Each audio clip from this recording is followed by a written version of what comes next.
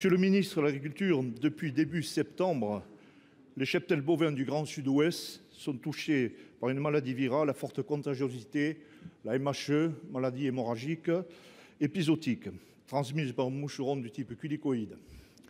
Les premières études engagées pour consolider nos données sur la mortalité de cette maladie fournissent des chiffres dans une fourchette allant de 0,3 à 3%. Nous notons également de nombreux avortements. Pour une majorité des cas, la guérison intervient au bout de quelques jours en traitant avec des anti-inflammatoires non stéroïdiens, mais très coûteux.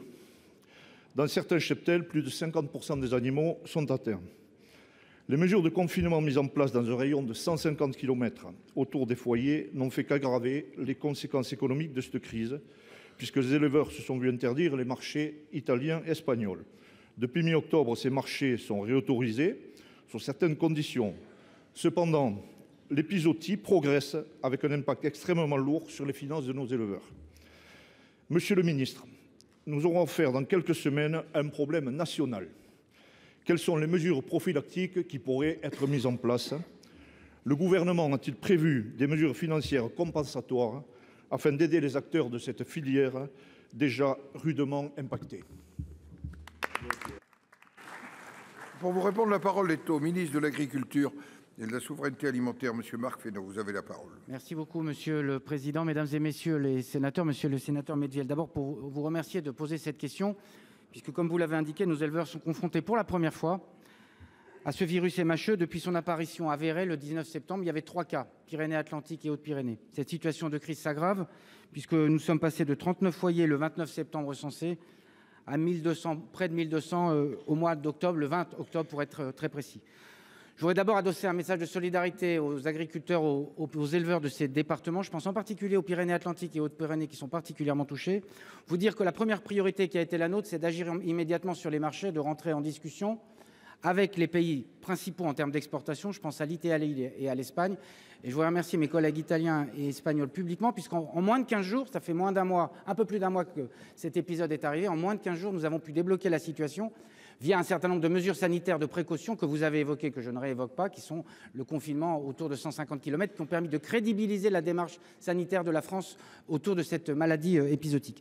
Deuxième élément sur lequel je veux travailler, effectivement, au-delà de ces éléments essentiels qui permettent de débloquer 95% de l'export, nous devons travailler sur d'autres pays, vous le savez, et on continue le travail de diplomatie sanitaire. Le deuxième sujet, c'est les conséquences économiques qu'on voit apparaître au fur et à mesure. Elles sont liées aux frais vétérinaires, aux pertes liées à la morbidité, ou à des déficits de production. Il nous faut encore évaluer avec précision ces pertes pour pouvoir regarder les dispositifs que nous pourrions mobiliser. J'ajoute que depuis la mise en place, l'apparition de cette maladie, on a 40 fermes tests qui nous permettent de suivre au quotidien avec un comité de suivi, un comité de crise toutes les semaines qui permet de suivre les risques et les impacts sur les exploitations. Et donc on attend un certain nombre de résultats dans les jours ou les semaines qui viennent pour regarder et construire avec les professionnels les dispositifs dont ils auront besoin pour leur permettre de passer la crise. Au-delà de ça, cet épisode, il vient montrer quoi? Que nous avons besoin de repenser aussi le financement du sanitaire en France. Pourquoi? Parce qu'on va voir apparaître de plus en plus MHE, c'est un effet du dérèglement climatique. C'était au sud et ça monte au nord. Et donc on a besoin de repenser notre système sanitaire et son financement. Et ça, c'est un travail de moyen et long terme. Je vous remercie. Merci. Monsieur Medviel.